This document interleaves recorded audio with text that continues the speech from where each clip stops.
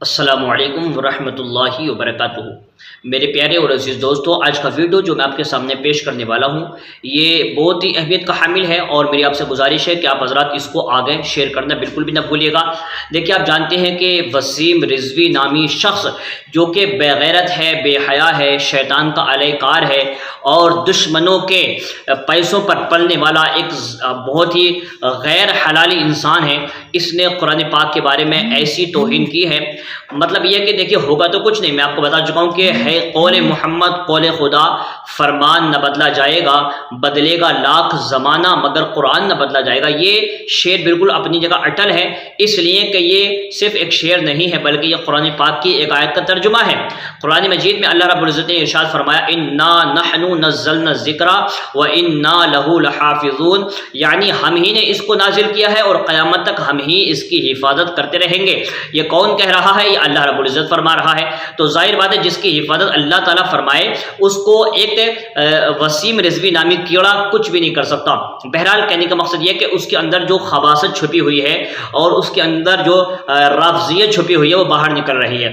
اگر میں ایک بات آپ کو اور بتا دوں، رافضی بھی اور شیعہ بھی ایک طریقے کے نہیں ہوتے بلکہ ان کے اندر بہت سارے فرقے ہوتے ہیں۔ بعض فرقے ایسے ہیں جو یہ کہتے ہیں کہ قرآن پاک کے 30 نہیں بلکہ 40 پارے تھے، لیکن کچھ پاروں کو حذف کر دیا گیا جس میں اہل بیت کی شان لکھی ہوئی تھی۔ یہ سب سے بڑا جھوٹ ہے، اور میں آپ کو بتا دوں شیعوں نے بھی یہ فتویٰ دیا ہے۔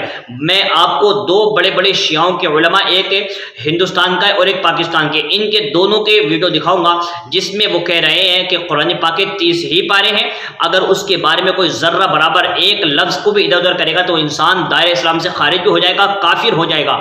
تو وسیم رضوی کافر ہو چکا ہے، اس نے قرآن کی ایک آیت نہیں بلکہ متعدد آیتوں پر شک ظاہر کیا ہے کہ یہ قرآن پاک کی آیت نہیں ہے، بلکہ اس کو ابو بکر صدیق رضی اللہ تعالیٰ عنہ نے، حضرت فاروق اعظم نے، حضرت عثمان غنی نے اس کو اپنے حساب سے ڈال دیا ہے، اور یہ قرآن کا جزو نہیں ہے، قرآن کی آیت نہیں ہے معاذ اللہ۔ تو ایک آیت کا انکار کرنے والا کافر ہو جاتا ہے، یہ تو قرآن کی متعدد آیتوں کا انکار کر رہا ہے، تو یہ تو کافر نہیں بلکہ بڑا کافر بن گیا ہے۔ لہٰذا آپ جو ہے توجہ دیں، یہ وقت ایسا ہے کہ اس وقت میں شیعہ اور سنی دونوں بھی اپنے اپنے پلیٹ فارم سے کیا کریں، اس سے برعت کا اظہار کریں، اور سب سے بڑی بات یہ ہے کہ ادھر سے بھی رپورٹ ہونی چاہیے اور ادھر سے بھی اس کے خلاف سپریم کورٹ میں بڑی یاچکا دائر کرنی چاہیے، اور اس آدمی کو ہمیشہ ہمیشہ کے لیے جیل میں ڈال دینا چاہیے۔ ایک بات ہمیشہ سے یاد رکھیں کہ دیکھیے، یہ وہ ظالم ہے جو ماضی میں بھی ایسے واقعات کرتا رہا ہے اور ایسے کام کرتا رہا ہے جس سے یہ ہمیشہ جو ہے لوگوں کی نظروں میں رہے اور میڈیا کے سامنے رہے، لہٰذا یہ بہت سارے کام شہرت کے لیے کرتا ہے۔ اور ایک چیز اور ہے، وہ راز یہ ہے کہ ابھی 4-5 مہینے پہلے سی بی آئی نے اس کے خلاف ایک کیس فائل کیا تھا۔ مجھے لگتا ہے کہ اس سے بچنے کے لیے یہ ایسی حرکتیں کر رہا ہے اور یہ غیروں کو خوش کرنے کے لیے ایسی حرکتیں کر رہا ہے۔ تو اب دیکھیے، پاکستان کے مولانا شہنشاہ نقوی ہیں، انہوں نے بھی اس بات کو کنڈیم کیا ہے کہ قرآن پاک جو قلب مصطفیٰ پر نازل ہوا اس کے اندر ذرہ برابر بھی اگر کوئی تبدیلی مانے گا تو وہ شیعہ بھی نہیں رہے گا۔ اب یہ آدمی شیعہ بھی نہیں ہے، سنی بھی نہیں، تو یہ شیطان ہے کون؟ پتہ چلا کہ یہ بڑا کافر ہے، اور کافروں کا ٹھکانہ کہاں ہے؟ جہنم میں۔ امید ہے کہ اللہ تبارک و تعالیٰ اس کو جلد سے جلد ایسی سزا دے گا کہ جس کو دیکھ کر کے ہر اس آدمی کو جو قرآن کے خلاف بھونکتا ہے اس کی روح کانپ جائے گی، اور کوئی بھی شخص قرآن کے خلاف بولنے سے پہلے 1000 بار سوچے گا۔ وسیم رضوی پر تو اللہ کی لعنت پڑنے والی ہے اور اللہ کا عذاب آنے والا ہے۔ لہٰذا آپ ہر نماز میں، میری گزارش ہے کہ ہر نماز میں جب دعا مانگیں تو یہ بھی کہا کریں کہ اللہ جو وسیم نامی کیڑا ہے، اے اللہ اس کی شکل کو سور کی شکل بنا دے، اے اللہ اس کو ایسا عذاب دے جو پوری دنیا اپنی آنکھوں سے دیکھے، اور پھر کوئی بھی قرآن کے خلاف بولنے سے پہلے، بھونکنے سے پہلے کئی بار سوچے۔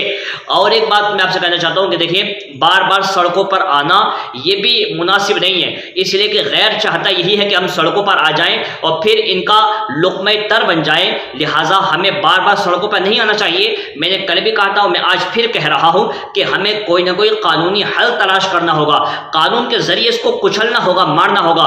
ہمیں ہندوستان کے قانون پر بھروسہ ہے کہ جو دستور ہند ہے، پہلی بات تو اس کی عرضی کو ایکسیپٹ نہیں کیا جائے گا، اور اگر ایکسیپٹ کیا گیا تو انشاءاللہ اس کو منہ توڑ جواب ملے گا۔ امید ہے اللہ تبارک و تعالیٰ اس ذلیل کو جلد سے جلد رسوا کرے گا، ذلیل کرے گا، اور پھر یہ آدمی بولنے کے لائق نہیں رہے گا۔ یہ ویڈیو دیکھیں، اس میں قلب جواد نے کیا کہا ہے اور مولانا شہنشاہ نقوی نے کیا کہا، آپ خود اپنی آنکھوں سے اس ویڈیو کو دیکھ لیں، آپ کو پتہ لگ جائے گا یہ آدمی نہ شیعہ ہے نہ سنی ہے، بلکہ یہ فسادی ہے اور یہ غیروں کے اشاروں پر کام کر رہا ہے اور اس کو کہیں نہ کہیں سے فنڈز مل رہے ہیں۔ السلام علیکم ورحمۃ اللہ۔ جو آیتوں کے اوپر اس نے ٹپڑی کی ہے اس کے بارے میں آپ کا کیا کہنا ہے؟ خود بھی نہیں جانتا، اس نے خود بھی نہیں پڑھی ہوں گی وہ آیتیں، جی وہ آیتیں خود بھی نہیں پڑھی ہوں گی۔ جو ایک ہے مہیلا دھوج، کوئی دو چار ہے، کوئی دریش ہے، کوئی دو چار پڑھا دیتے ہیں، کوئی پڑھا دیتا ہے، اس کو خود بھی نہیں۔ کیا کارروائی کریں گے آپ کی طرف سے، کیا ہوگا اس کا، کیا کہنا چاہتے ہیں آپ؟ تو پہلے اس کو شیعہ سے خارج کر دیں گے، اب بڑے جو علماء ہمارے اعلان عراق کے ہیں اس سے منگوائیں گے کہ شیعہ سے خارج کر کے اس کو پورا ٹوٹل بائیکاٹ ہونا چاہیے۔ آپ کی طرف سے کوئی پوجا کرے وہاں جھاڑو واڑو سے، آپ کی طرف سے کوئی تحریر وغیرہ بھی دی جائے گی کہیں چوکی تھانے پر؟ تحریر وغیرہ بھی دی جائے گی چوکی تھانے پر کہیں وسیم رضوی کے خلاف؟ تھانے پر جو ہے آپ دیکھیں گے، سب مل کے بات کرتے ہیں، وکیلوں سے بات کر سکتے ہیں کہ کیا ہو سکتا ہے، کیونکہ اس سے پورے ہندوستان میں فساد پھیلانا چاہتا ہے، خون خرابہ کرنا چاہتا ہے پورے ہندوستان میں، اور یہی جو پارٹیاں اس کا ساتھ دے رہی وہ بھی یہی چاہتی ہیں۔ لہٰذا ہمیں حکومت سے ہمارا مطالبہ ہے کہ اس کو فوراً گرفتار کیا جائے جلد سے ہم کے خطرے میں، ورنہ یہ ہندوستان میں فساد پھیلائے گا، اگر فساد پھیلا تو اس کی ذمہ داری پوری گورنمنٹ کو۔ بسم اللہ الرحمن الرحیم۔ قال اللہ تبارک و تعالی فی کتابہ المجید انا نحن نزلنا الذکر و انا لہ لحافظون۔ سورہ مبارکہ ہجر آیت نمبر 9۔ اللہ اپنے کلام میں ارشاد فرما رہا ہے کہ ہم نے قرآن کو نازل کیا اور ہم ہی اس کی حفاظت کرنے والے ہیں۔ جو قرآن قلب مصطفیٰ پہ نازل ہوا، اس کی حفاظت، اس پہ عمل، اس کی اطاعت کا حکم نبی نے دیا، اہل بیت نے اس پر عمل کیا، صحابہ اکرام نے اس پر عمل کر کے قربانیاں دیں۔ کوئی شخص اگر یہ کہے کہ قرآن میں 26 آیات کا اضافہ ہے یا قرآن 40 پاروں کا ہے، وہ شخص نہ صرف مسلمانوں کے درمیان بلکہ اللہ کے نزدیک مجرم ہے، قرآن کی توہین کرنے والا مرتد اور مجرم ہے بمطابق فتویٰ امام خمینی رحمۃ اللہ علیہ۔ ایسا شخص جو یہ کہہ رہا ہے کہ قرآن میں 26 آیات کا اضافہ کسی دور میں ہوا، اس نے 2 جرم کیے ہیں، ایک مقدسات مسلمین کی توہین اور ایک قرآن کا انکار۔ دونوں صورتوں میں ناقابل قبول ہے۔ شدید الفاظ میں مذمت کرتے ہیں، ہندوستان کی حکومت سے مطالبہ کرتے ہیں کہ اس شخص کو جس نے ماضی میں بھی فرقہ واریت پھیلانے کے ایسے ہی کچھ کام کیے، اس کو لگام دیں۔